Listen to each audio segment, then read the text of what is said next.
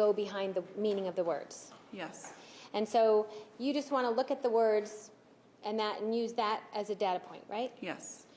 And in looking at the words, and you basically get different data points from all over then, right? Yes. That you pull together, right? Yes. Okay. And you're familiar with an string of emails that went back and forth between Mr. Alexander and Mr. and Mrs. Hughes? Yes. And you know in this email then that at one point Mr. Alexander, he's talking very highly of Miss Arias, isn't he? Yes. And how much he really how much he really is into her, right? That he was interested in her, yes. Right, and that he adores her. I don't recall those exact words. If you want to show me, I'm happy to look at it. I'm not speaking in exact words, but the context of the email itself, he's very fond of her, isn't he? He felt fondly of her, yes. And he actually, in his own words, talks about that everybody can agree that they don't get more honest than Jodi, right? I don't know that specifically, but again, I'd be happy to look at the email you're referring to. May I approach?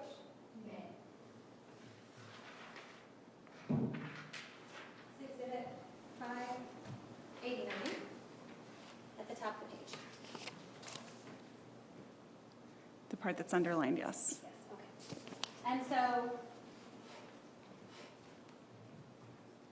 And so he's talking then about the fact that they don't come more honest than Jodi, right? Yes, that's what he said. And that's something that is in written word. Yes. Something that you don't want to go behind the meaning of, right? And you'll use that as a data point. Yes. And you'll also use as data points the fact that Mr. Alexander was very fond of Miss Arias. Yes. And that he speaks very highly of her. He did in that email. And that he worries that the things that Mr. and Mrs. Hughes said to her was upsetting for Jodi, right? Yes.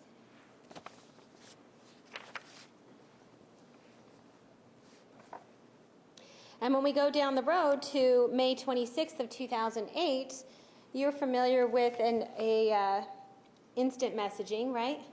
Instant messaging between Mr. Alexander and Miss Arias? There were several different ones. Which one are you referring to? May 26th. I don't know that exact date. Okay, but you reviewed all these instant messages, right? Yes. Okay.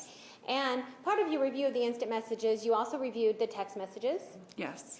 And in reviewing those things, you would agree that there were times when Mr. Alexander was quite upset with Jodi, right? Yes. And he showed his anger with Jodi in his text messages, didn't he? Yes. And he called her all kinds of names. He called her names, yes. And do you know what character assassination is? Yes. And isn't that when names become actually so severe that it cuts down the person's own character, their own being? I think that would be one definition, yes. Okay. And you'd agree that a lot of these names that he was calling her was actually character assassination, wasn't it? They were harsh names, yes. And you wouldn't consider that to be okay? No, that's not okay. And in fact, that was abusive, wasn't it? Abuse implies that it's a pattern of behavior. I would say that that behavior was certainly inappropriate and not a healthy communication style. Okay, but you don't consider it abusive? I would say, again, the word abuse implies a pattern of behavior. Well, we can talk about patterns in a second, but I'm talking about the word abuse. So you mean that unless it's repeated, this one particular instant wouldn't be considered abusive to you? If we define abuse as a misuse of something, no, Dr. just Marte, a misuse, yes. Hold on a second. What I'm asking you is this one particular instant, on May 26th, let's say, when Mr. Alexander, as you've agreed, was calling her names consistent with character assassination. You wouldn't agree that that's abusive? I'm trying to explain to you what I mean. Well, I'm asking, you're telling me that abuse is a pattern, so if it's just one instant, then is that not abuse? I'd like to clarify. Can I speak? It's a yes or no question. I don't believe I can answer in yes or no. All right. So then that's a no. No, I just said I can't answer you in yes or no. All right. So then let's talk about patterns. You want to talk about patterns, and when we talk about abuse, you want to look for more than one instance of it, right? For you to characterize it as abuse? I, again, would like to clarify that. Do you want to see a pattern when you're looking at abuse? I'd like to clarify that. Clarify the fact that whether or not you want to look at a pattern? What I've been trying to clarify. I'm moving on. So I'm just asking the question, do you want to see a pattern when you're looking for abuse? It depends on how the word abuse is used. That's what I'm trying to explain to you. If it's implied that there's a pattern, no. If you're talking about the word abuse as being a misuse of something in one instance, then you can use the word abuse in a single incident, yes. Okay. Did you clarify enough? I did, thank you. All right, you're welcome. So what I'm asking you is when you're looking at abuse in a relationship, do you look for patterns? Yes, Okay. And some of this abuse, you would agree that it can be psychological abuse, right?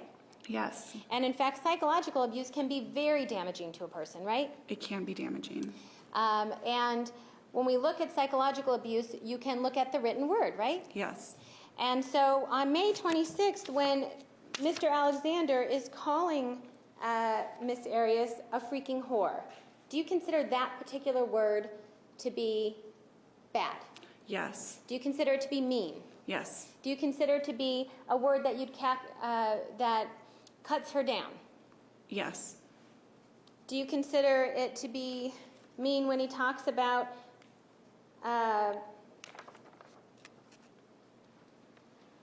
that he's never had to deal with a more solid form of evil? Is that mean? those are not kind words. So is that mean then? Yes, I would put it in that category. Okay. And when you talk about this conversation on May 26th, if you know that he has called her these types of names before this, let's talk about May 10th, or if he's called her names on April 8th, or April 7th, or March 30th, don't we start to see a pattern? Are you talking about a hypothetical? No, I'm asking, you've read through the text messages, right? I have. And you know that he calls her names, right? Very rarely, yes. You think very rarely he Yes, calls I her would names? say that. Okay. And so, how do you define rare? I would say that it happened periodically, the pattern that I saw, that it was in response to him feeling like she was being intrusive or had crossed a boundary, and he was putting up very firm boundaries. That's not what I'm asking you. I'm talking about rare. So rare is once or twice or more? Are you asking me in this situation how many times it happened, or just No, the definition I'm asking of rare? you said he rarely was abusive to her. Yes. So, and actually you said he rarely called her names, but are you going to use the word abusive with that or just calling names? Calling names. Okay. And so you consider all the numerous text messages that you've read and the numerous instant messages that you've read between the two of them, you would consider anytime he ever called her names, that was just happened rarely, right? I would say that it happened infrequently. I think that's a better word. Frequently? Infrequently. Oh, infrequently. Better than rarely. That's probably a word that I would use, yes. And infrequently is what then? It's not often. It's a handful of times. Okay. And so a handful of times then becomes what, less relevant to you? No, that's not less relevant. So it's more relevant? No, it's relevant. It's relevant, okay. Yes. And when you're talking about then this,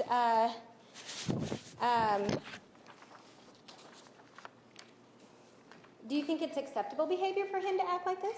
I think anytime people speak to each other like that, that's not acceptable behavior. Okay, so you'd agree that he was acting in an unacceptable way, right? He had an unhealthy communication pattern.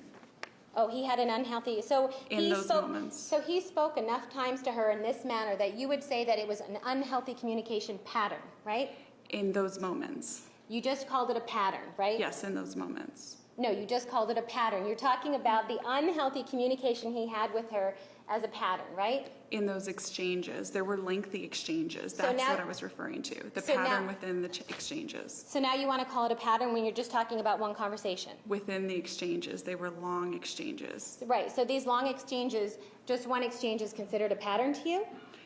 In the way that they were written between the two of them, they were long exchanges between the two of them. So within that exchange, yes, I would say that there was a pattern in that response. Okay, so within that one response, you're going to say there's a pattern of how he responds. Because he used multiple different words, like you just highlighted. So there is a pattern in his response in these responses, right? In those exchanges, yes. Okay, and in this pattern of his responses, you see a pattern of him of calling her bad names, right?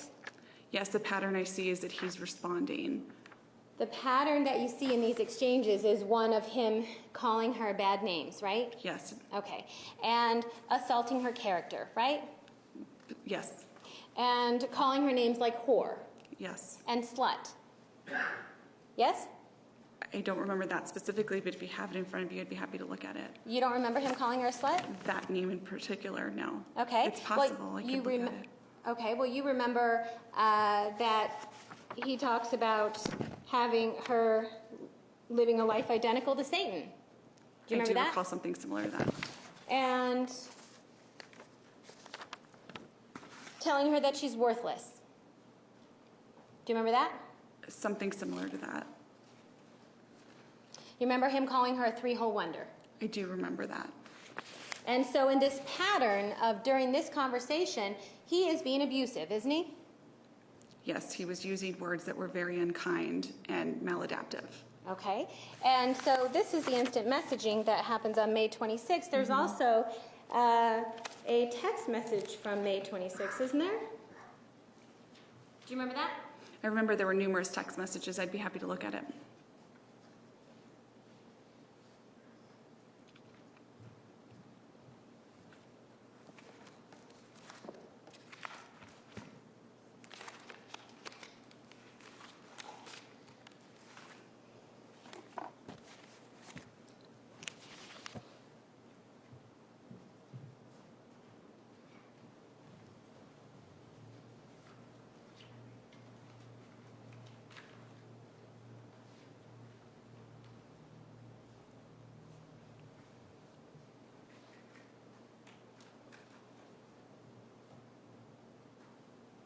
All right. Well, you understand that the instant messaging on May 26th is preceded by text messages, or do you not remember that? I know that there was IMs and also text messages. Okay. And so in text messages, he also called her names, didn't he? I don't know if it's that specific date. Again, I'd like to see the documents that you're referring to. Well, let's not talk about a specific date. Okay. Just in text messages that you reviewed, you know that there were messages, these conversations between the two of them that you would characterize as a pattern, right? I would say that they were infrequent comments that were made. No, you called it a pattern earlier. Are you taking that back? I'm not taking anything back. You're changing my words. No. Did you not just say pattern just a few minutes ago? I said pattern in those specific exchanges, that there was a pattern within. You're talking about now a pattern across. That's a very different presentation. No, I'm not talking about that. So let me make sure that you understand Please me, okay? clarify. So I'm talking about in a specific text message conversation. You read through all their text messages, didn't you? I did. Okay. And when you read through the text messages, did you see within, let's talk about just one conversation when he's upset with her? Yes. Just any particular one. Okay. Within that conversation, you see a pattern, don't you, of him calling her bad names again? Within the text messages, yes. Okay. So we have one that we know of from May 26th, right? That's the date you gave me, yes. Okay. And then you've seen another conversation when he is extremely calling her bad names, right? Yes. And you consider that to be another pattern within that conversation. Are you now highlighting a third instance, or are you still talking about that second one? Second. Yes. Okay.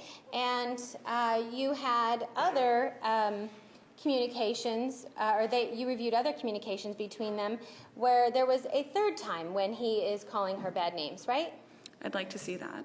Do you not remember that? I remember that there, again, were infrequent situations. Well, I know you keep wanting to say infrequent, but you're not giving me any information as to that infrequency. What we're talking about here is specific conversations where you're telling me within this conversation there is a pattern of him calling her bad names and character assassination, right? Objection, lack of foundation, date and time, conversation. Overruled. What I'm saying to you is that in order to be accurate in how I respond, I'd like to see what you're referring to so that I'm not misleading in any kind of way.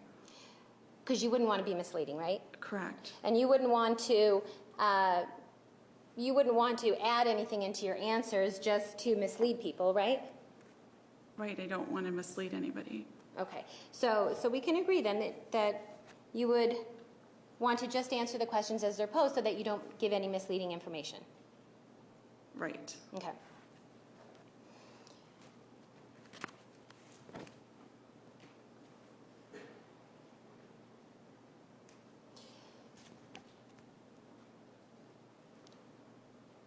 You were asked questions about when Mr. Alexander made comments about being afraid of Miss Arias, right? Yes. And that you wouldn't want to go behind those words, right? Right. You wouldn't want to do any further investigation as to why he might say something like that, right? I can't do that. He's not alive. Right. But you wouldn't want to use any of your other data points to investigate why he might say that? I would use this as an objective data point that I would then use in addition to everything else, putting it together. But I wouldn't alter the words. It's not possible to alter the words. No, you wouldn't want to alter the words, but wouldn't you want to understand and put those words in context? And would I look at it in context? Yes, I would look at it in context. And you would want to look at then behaviors and investigate maybe whether or not there's any true meaning behind these words, right? I couldn't do that because he's not alive. So when somebody's not alive, you can't get any information from them. Is that what you mean? From them directly, that's correct because they're not alive. So you can't make any type of, do any type of an evaluation as to anything that he says in written word because you can't look at other data points with regard to Mr. Alexander. No, what I was referring to is what we started talking about was going behind the word and getting more information about those words in particular. That's what I was speaking about. Right. And so to try and put meaning to that word, what I'm saying is that you don't want to look at any other data points that relate to what he's saying in these words, right? No, I would absolutely look at other data points, but I wouldn't change the actual wording. I wouldn't be able to go behind it, but I'd be able to have other data points that I would then integrate. Right. So, May we approach very quickly? yes.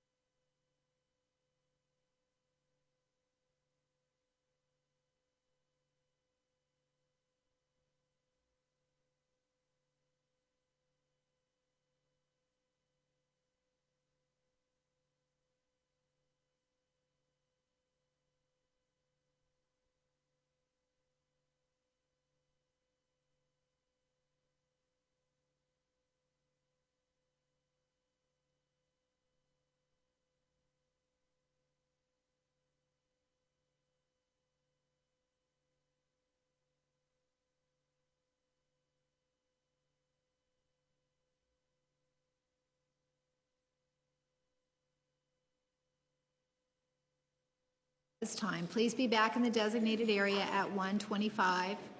Please remember the admonition, you are excused. Please stand for the jury.